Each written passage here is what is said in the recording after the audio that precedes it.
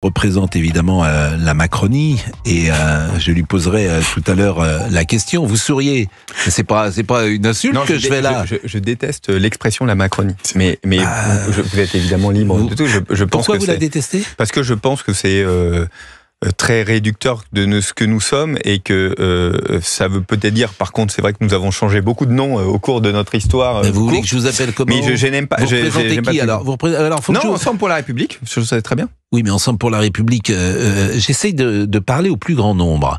Et si je dis Ensemble pour la République, je pense même qu'il y a des gens qui savent même pas ce que c'est qu'Ensemble pour la République. Pascal, parce qu'on est tous ensemble pour la République, si vous me permettez. Vous croyez que je suis pour la monarchie, moi ? Non, Monsieur Maillard. Tous les noms, mais vous avez raison sur le fait que nous avons trop changé de nom. Ça, c'est une vraie question. Vous avez raison. Je vous résume en disant la Macronie, puisque vous dites et que je rigole et que vous m'interpellez, je vous le dis. C'est pas péjoratif non plus. Je pense que quand on nous le dit régulièrement dans l'hémicycle, je crois que c'est une notion un peu péjorative. Ouais. Ah bon ? Oui, je pense. En tout cas, bon, Caroline, on parlait tout à l'heure, parce que l'incarnation, c'est important. Et c'est vrai dans tous les métiers d'ailleurs, c'est vrai pour un comédien, c'est vrai pour quelqu'un qui prend la parole, c'est vrai pour un avocat, c'est vrai pour un présentateur de télé, et c'est également vrai pour un homme politique. Donc Marine Le Pen, elle a tissé un lien depuis des années avec les Français. Un lien parfois sur des critères politiques, mais pas que. Par exemple sur des critères parfois personnels. Le rapport, ce que tu devines d'une personne, est-ce qu'elle est agréable ou pas, est-ce que lorsque son père meurt, comment elle réagit. C'est des signaux comme ça qui sont envoyés à l'opinion publique et qui construisent, me semble-t-il, ce lien. Et il est beaucoup plus important que vous ne pensez parfois ces signaux qui sont envoyés au-delà du message politique. Par définition, M. Bardella n'a pas le même lien avec les Français. Donc moi, je pense pas que les gens soient interchangeables en politique. Il n'y a pas que les idées. Les idées, elles sont abstraites. Les hommes qui les incarnent, ce sont des choses beaucoup plus concrètes. Mais manifestement, vous êtes plus peut-être cérébral et vous ne votez que pour des idées. Je vote essentiellement pour des idées. Après, effectivement, on demande aux personnes qui les représentent de bien les représenter. Mais je suis désolée, ce qui compte, c'est les idées. Et les idées du Front National, elles sont là. Je pense qu'il y a suffisamment de gens derrière, et peut-être même de plus en plus, malheureusement, qui les défendent. Mais en fait, je suis absolument pas inquiète pour le mouvement, parce que d'abord, on voit la montée un peu partout dans toute l'Europe de ces idées-là. Donc, je vois pas pourquoi la France irait dans l'autre sens. C'est quoi ces idées-là pour vous, Caroline ? Ces idées-là. Ces idées-là, pour moi, c'est des idées qui vont à l'encontre d'une forme d'humanisme qui me tient vraiment à cœur. Oui, mais précisément, en quoi, par exemple, parce que Monsieur Alliot, il est dans ce bureau, dans ce studio, et vous lui dites que il ne défend pas des idées humanistes. Précisément. Écoutez, moi, je voudrais que moi, j'aime beaucoup la France. Je me sens peut-être pas forcément. Je me sens plus citoyenne du monde que pure française. Maintenant, en France, pour moi, ça a été le pays d'accueil, qui a accueilli mes grands-parents quand ils sont venus dans les années 20. Aujourd'hui, on continue d'accueillir des gens. Je pense que c'est important parce que il faut se mettre à la place de ces gens aussi qui viennent de pays en difficulté. Mais moi, ça peut s'entendre ce que vous dites. Non, mais ça peut s'entendre ce que vous dites. Moi, vos grands-parents arrivaient d'où ? Arrivés de Turquie. Donc moi, je pense que ça peut s'entendre. Je pense que il y a beaucoup de naïveté dans ce que vous dites et surtout que ça contredit le principe de réalité. C'est-à-dire que vous ne pouvez pas accueillir tout le monde parce que vous les accueillez mal. Donc ça crée plus de misère pour ceux qui viennent en France parce que vous ne pouvez pas leur donner de travail et vous ne pouvez pas... Imaginez-vous, vous êtes dans un pays où vos enfants n'ont plus rien à manger. Vous seriez le premier à prendre vos valises pour aller là où... Mais j'entends ce que vous dites, ça peut s'entendre, mais à ce moment-là, ouvrons les frontières complètement. C'est une autre politique, j'entends ce que vous dites, madame. Ça peut s'entendre, effectivement, que tout le monde doit venir sur le territoire de France, et c'est ce qu'avait dit d'ailleurs Michel Rocard, il dit on ne peut pas accueillir toute la misère du monde. Vous dites si, mais vous avez le droit de le penser. De bien les accueillir, mais il faut comprendre aussi que ils se rendent bien compte, quand ils arrivent porte de la Chapelle, c'est compliqué. Je suis d'accord. Simplement, il faut se mettre dans la tête de ces gens qui n'ont peut-être pas d'autres solutions J'entends bien, mais comme tout le monde, si vous me permettez, tout le monde est aligné aujourd'hui sur freiner l'immigration. Et il n'y a pas que le Rassemblement national. Et c'est pas ne pas être humaniste, me semble-t-il, que de proposer peut-être de limiter l'immigration. Bon, en tout cas, il est 11h50. Je vous remercie d'être intervenu parce que je voulais vraiment que Monsieur Maillard, qui représente donc Ensemble pour la monarchie, non, Ensemble pour la République, pardonnez-moi, je voulais vraiment que vous me donniez votre avis parce qu'il m'intéresse votre avis. Est-ce que vous trouvez que la sanction qui frappe Marine Le Pen est disproportionnée et est-ce que vous trouvez que l'exécution provisoire qui l'empêche de candidater en 2027 n'est pas une bonne chose pour la République et pour la démocratie? Je vais essayer de pas vous faire une réponse politique. Finalement, c'est une adversaire politique et au fond, tant mieux pour ce qui lui arrive. C'est un peu le réflexe pavlovien de ce qu'on peut dire. Moi, j'ai 2 éléments de réflexion sur ce qu'on a vécu hier, où évidemment c'est un jour important pour la politique française. D'abord, Marine Le Pen, elle est députée de. Je suis député. On est des citoyens comme les autres. Et donc on doit juger, on est dans une démocratie, une république, on doit être jugé comme les autres. Ça, je pense que c'est fondamental. Mais on a un avantage quand on est député, un avantage que Marine Le Pen a, c'est qu'on peut changer la loi. On a cette possibilité de changer la loi. Ce qui est un avantage incroyable par rapport aux autres Français, parce qu'on a reçu, par l'élection, le droit de pouvoir changer la loi. Depuis 8 ans, elle est députée depuis 2017, on est arrivé en même temps à l'Assemblée nationale. Moi, je ne l'ai jamais entendu sur ce sujet, qui peut être discuté d'ailleurs. Moi, j'entends le fait qu'on puisse discuter. Est-ce qu'on doit être condamné une sorte de condamnation définitive dès la première instance? Moi, j'entends cette discussion. Mais en tout cas, j'ai jamais entendu prendre position dessus. Deuxième point, et on va le dire aussi sur le fond. Parce que là, elle dit c'est un jugement politique. Ceux qui sont pour Marine Le Pen vont dire que c'est un jugement politique. Ceux qui sont contre Marine Le Pen vont dire évidemment que non. Moi, je pense que, je vais prendre un peu de recul, quand j'ai écouté de ce que j'ai pu écouter, entendre, je pense qu'elle s'est mal défendue. Je vous le dis très clairement, Pascal Pro, je pense qu'elle s'est mal défendue. Parce qu'elle a voulu, dire qu'au fond, elle n'est pas d'accord avec ce qu'on lui dit, c'est-à-dire le fait que cet argent, il ne devait pas être dépensé comme il a été dépensé.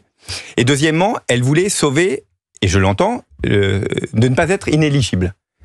Quand vous êtes dans cette situation-là, dans un procès, et que vous avez 2 objectifs, dans ces cas-là, c'est comme ça que vous prenez les pieds dans le plat. Voilà, donc je vous le dis. C'était pas ma non, question. Mais je vais aller jusqu'au bout. Oui, donc, mais derrière... vous répondez pas à ma question du tout, donc c'est quand même ennuyeux. C'est ennuyeux de poser des questions simples et d'avoir des réponses qui ne correspondent pas à la question qu'on a posée. Je vais vous répondre simplement, je pense que non, Pascal Pro, je pense que c'est pas un jugement politique. Je pense que c'est pas un jugement politique. Je crois qu'elle applique la juge. Non plus exactement ma question. Elle applique le droit et on peut contester le droit. Le droit, voilà. Le droit, c'est simple. Sur la sanction des parlementaires qui ont travaillé pour le parti davantage que pour Bruxelles, on laisse ça de côté. Il y aura un appel. Moi, il n'y a qu'une chose qui m'intéresse. C'est le cœur du sujet, quand même. Non, le cœur du sujet, c'est l'exécution provisoire. C'est ça. La motivation pour justifier l'exécution provisoire de la peine repose sur le risque de récidive. C'est cela qui est dit. Et comme cet argument judiciaire, à mes yeux, et aux yeux de la plupart des observateurs, n'est pas crédible, forcément, imposer l'exécution provisoire, c'est vouloir que Mme Le Pen ne puisse pas se présenter en 2027. Et c'était ça ma question. Est-ce que vous trouvez que c'est une bonne chose? Et vous, pour le moment, vous défilez. Non, vous ne répondez pas à ma question pour le moment. Est-ce que vous trouvez que le juge, est-ce que vous trouvez que cette motivation, mais j'ai pas besoin du juge, pardonnez-moi, un enfant de 12 ans comprend qu'il n'y a pas de possibilité de récidive puisqu'elle n'est plus parlementaire. Donc c'est votre point de vue. Mais c'est pas un point de vue, elle ne l'est plus. Le juge, il applique ce que le droit lui dit d'appliquer. Monsieur Maillard, non, mais on peut être contre ça. Mais votre avis à vous, il m'intéresse votre avis à vous. Je vous le dis, je pense qu'il doit y avoir une réflexion de récidive. Sur le fait de condamner en première instance, non, c'est pas ça. Sur l'inéligibilité, je pense que c'est une question qu'on peut se poser. Mais vraiment, je suis d'accord. Mais ça, après, vous y avez répondu. Ils estiment qu'elle ne reconnaît pas la faute, le délit. Non, c'est pas ça. Et donc elle pourrait le reproduire. C'est ça qu'ils disent. qu'il pourrait le reproduire. Il y a 130 pages. Qu'elle pourrait le reproduire sur des faits graves. Mais la récidive, elle n'est plus parlementaire européenne. Non, mais elle pourrait, dans son rôle de présidente de groupe, elle pourrait, au fond, dire, puisqu'il y a des moyens pour un président de groupe, vous allez dire que finalement vous appliquez le même système, c'est-à-dire que mais au lieu de travailler, il n'existe plus depuis 2016, je crois, ce système. Depuis 2016, il n'existe plus. Au lieu que vous travaillez pour le groupe, vous pouvez travailler pour le parti. On pourrait le faire. Mais il n'existe plus. Bah si, Pascal. Depuis 2016, non. Mais si, Pascal. Bah écoutez, ça c'est acté. Alors pardonnez-moi, vous connaissez pas le dossier, monsieur Maillard. C'est-à-dire que depuis 2016, les faits qui sont reprochés datent de 2016. Donc déjà depuis 2016, le parti ne le fait plus. La fin de l'affaire 2016. Donc c'est pour ça que c'est intéressant. Moi, votre avis m'intéresse beaucoup. Là-dessus. Depuis 2016, le Rassemblement national ne pratique plus ça. Et ça, c'est acté dans les débats. Donc ça fait déjà 2016, on est en 2025. Donc ça fait 9 ans. Donc où est le risque de récidive? C'est ça ma question. Mais dire ça, on a l'impression qu'on défend Marine Le Pen quand on dit ça. Moi, je ne défends pas Marine Le Pen. J'observe comme tout le monde qu'elle est la candidate à la présidentielle, qu'elle est placée pour être présidente de la République et qu'elle peut pas se présenter demain. Donc je me dis, est-ce qu'il y a une volonté du système, pour reprendre son terme, de ne pas la mettre en situation d'élection. Mais il est 11h56. Volonté du système. Bon, je vous répondrai après. 11h56. Monsieur Alliot reste là ou je dis au revoir à Monsieur Alliot? Je dis au revoir à Monsieur Alliot. Merci Monsieur Alliot d'avoir été avec nous pendant 1 heure. Merci beaucoup et nous continuons la discussion avec Monsieur Maillard. À tout de suite. Et Sylvain Maillard est avec nous, il est député Ensemble pour la République de Paris. Alors, depuis hier, il y a 2 types de réactions. Il y a des réactions évidemment politiques et chacun joue son rôle. Donc ceux qui sont des adversaires de Marine Le Pen disent la loi doit passer. Et puis ceux qui sont des fans de Marine Le Pen disent c'est un scandale parce que c'est un jugement politique. Moi, ce qui m'intéresse, c'est de trouver des gens qui sont neutres, mais qui ont une expertise juridique, judiciaire. Et parmi ces voix-là, j'ai entendu Noëlle Lenoir. Et Noëlle Lenoir, elle est avocate. Elle est ancienne ministre, mais elle est surtout ancienne membre du Conseil constitutionnel. Et elle est membre honoraire du Conseil constitutionnel. Et elle est fondée quand même à parler. Et elle dit précisément cette décision n'est pas fondée sur le plan du droit. Non pas tant, si vous voulez, la condamnation en première instance, mais il n'y a même pas de recours. C'est-à-dire que n'importe quel Français a le droit à la double juridiction, le degré de double juridiction. Là, c'est une décision qui est prise sans aucun appel sur une décision aussi importante. Je trouve, monsieur Maillard, vous qui êtes député, ça devrait quand même vous interpeller. Pascal Praud, ça m'interpelle. Et d'ailleurs, c'est la discussion qu'on a eue. Mais c'est la loi. Et donc, on peut dire qu'on n'est pas d'accord avec la loi. C'est notre boulot de député. On fait évoluer la loi en permanence. Est-ce que c'est un point sur lequel on doit évoluer? Discutons-en tous ensemble. Je pense que ça fait aussi partie de la décision. J'attends votre avis. Loi. Mais vous me dites c'est la loi. Vous venez à ce micro pour me dire c'est la loi. Moi, je trouve que je veux que vous me donniez votre avis. À vous. C'est ça qui m'intéresse. Autrement, ça sert à rien de parler. Si vous me dites c'est la loi, je le sais. J'ai pas besoin de vous faire venir pour savoir ce qu'est la loi. Je veux que vous me donniez votre avis à vous. Oui, mais c'est important que je vous dise ça, Pascal Praud, parce que sinon, on passe notre temps à critiquer ce que font les juges, alors que les juges sont censés appliquer la loi que nous votons. Si la loi est mal faite, il y a des lois qu'on fait mal, peut-être que celle-là est mal faite. Il y a une interprétation quand même du juge. Bien sûr, mais heureusement. Bon, alors là, on est dans chaque peine est individualisée, évidemment. C'est la loi française, la Constitution. On est dans une interprétation, c'est-à-dire que le juge considère quoi? Que Madame Le Pen peut être en récidive, et je vous ai dit que c'est juste pas possible, me semble-t-il. Et puis après, il sort l'argument du trouble public. Il dit que comme Madame Le Pen est décondamnée en première instance, le fait qu'elle se présente à la présidentielle peut être un trouble public. Alors là, sous le mot trouble public, tu peux tout mettre. Donc moi, je suis un observateur neutre, objectif autant qu'il peut être, et je dis, on se fiche de nous. Voilà, on se fiche en tout cas des électeurs du Rassemblement national. Si on considère qu'il y a un trouble public parce que Madame Le Pen, en première instance, a été condamnée et qu'elle va se présenter à la présidentielle et que c'est motif d'un trouble public, on peut tout dire. Deux réponses sur ce que vous dites. Premièrement, moi je pense que ce dispositif est plutôt sain. C'est le juge qui estime qu'il y a un risque et qu'il active une possibilité de la loi, me semble bien.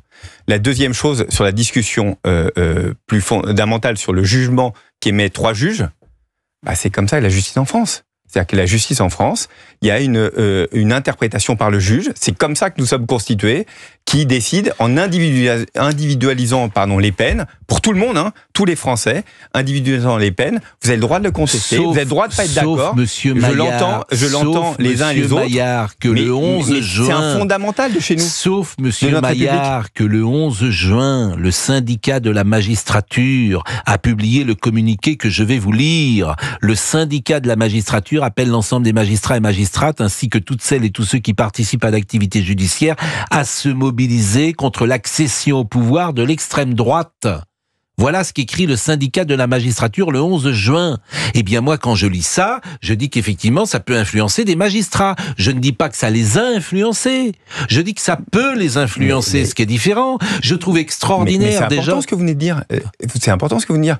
Ça peut les influencer. Donc il y a une forme de suspicion. Mais vous venez de le dire, ça peut les influencer. Oui. Je ne dis pas que c'est les influencer. Je n'en ai aucune preuve. Très bien, mais nous, on peut être tous d'accord là-dessus. Je n'en ai aucune preuve. On est plus d'accord, mais dans la mesure où on n'a pas de preuve, et ces trois juges, de ce que je comprends, on ne peut pas remettre en cause, en tout cas de ce qu'on m'a dit, qui ont décidé, après avoir étudié le dossier, avoir évidemment dirigé le procès, une sanction, une peine. Attendez, c'est le fondement même de notre démocratie. Moi, je veux bien qu'on remette, si ça nous va, Je vous parlais uniquement de l'exécution provisoire. Il faut qu'on soit honnête avec nos principes. Je vous parle de l'exécution provisoire, ça n'a rien à voir avec le dossier, l'exécution provisoire. Ça n'a rien à voir. Là, l'exécution provisoire, c'est l'issue du dossier. Non, c'est très précis, l'exécution provisoire. On l'a, on prend cette mesure pour deux raisons, le trouble public et la possibilité de récidive. Donc, c'est pas lié au dossier. D'une certaine manière. Et c'est votre position que je n'arrive pas à avoir en vous posant ces questions. Mais peut-être que Benjamin aura plus de chance que moi, puisque Benjamin va vous interroger. Bonjour Benjamin. Bonjour Pascal, merci de me donner la parole. Est-ce qu'on peut savoir d'où vous parlez, comme disait dans le temps, je crois que c'était les marxistes qui disaient ça. D'où vous parlez? Vous êtes un électeur de Marine Le Pen, un électeur de M. Macron? Alors moi, je suis plutôt un électeur de droite. Oui. Et en fait, j'avais jamais voté pour le RN, mais là, je me pose de plus en plus la question de ce vote-là, effectivement. Et je vous appelle d'une petite commune de l'Isère qui s'appelle Arthas. Bon, voilà. Qu'est-ce que vous voulez dire à Monsieur Maillard, qui représente Ensemble pour la République, et peut-être avez-vous une analyse à produire? Moi, alors c'était plus effectivement une question, mais qui ressemble à une analyse, c'est-à-dire que j'ai entendu Marine Le Pen, vous le disiez à l'instant, qui disait le système a sorti la bombe nucléaire. Moi, ce que j'arrive pas trop à comprendre, là, vous avez fait une analyse sur la partie des juges, sur la partie juridique, on va dire. Mais finalement, quel est le rapport avec les problématiques rencontrées par les Français, tout ce que porte aujourd'hui Marine Le Pen ou d'autres candidats de droite sur les salaires, le pouvoir d'achat, les impôts, etc. J'ai l'impression qu'on prive en fait un électorat aujourd'hui d'une candidate ou en tout cas de représentants qui pourrait être un contre-pouvoir par rapport à ce qui est en place depuis maintenant 10 ans, enfin bientôt 10 ans. Monsieur Maillard vous répond. Merci Benjamin. En fait, c'est deux choses qui n'ont rien à voir en fait. Il y a un procès auquel Madame Le Pen a répondu en fonction et il y a une accusation qui a été produite. À côté de ça, vous me parlez de problèmes politiques et d'une incarnation que vous estimez, c'est votre droit d'électeur, porté par Marine Le Pen. C'est deux choses totalement différentes en réalité. Complètement différentes. Donc moi, j'ai pas à juger, en tout cas en tant que député, j'ai pas. Ce dont je dois être certain, c'est que la loi que nous faisons est bien appliquée, correspond à ce que veulent les Français. Et deuxième chose, sur l'incarnation de Marine Le Pen, vous dire que parce que nous sommes élus et moi-même je suis élu, je suis pas en dehors de la loi. La loi, elle s'applique à tout le monde. À moi, Sylvain Maillard, comme à Marine Le Pen, comme à vous, on a la même loi en France. C'est un principe républicain d'égalité. Et ça, là-dessus, je crois qu'on est tous d'accord, tout simplement. Et donc, c'est pas parce qu'elle incarne quelque chose, évidemment, et que, au fond, la loi ne s'applique pas à elle. On peut, je l'ai dit, être pas d'accord avec la loi. J'ai la chance, moi, en tant que député, de pouvoir essayer de changer la loi. Si une loi ne me convient pas, c'est la même chose pour Marine Le Pen qui est députée, mais on ne peut pas remettre en cause les fondamentaux, à mon avis, de mon point de vue. Je vais rappeler ce qu'on dit depuis hier, ou ceux qui contestent cette décision, que Marine Le Pen soit jugée en première instance, il n'y a absolument aucun souci. Mais toute personne qui est en première instance a le droit à un appel. Et là où la discussion arrive, c'est sur l'exécution provisoire, et que vous avez raison de dire que le juge l'a à sa disposition, mais elle ne paraît pas adaptée.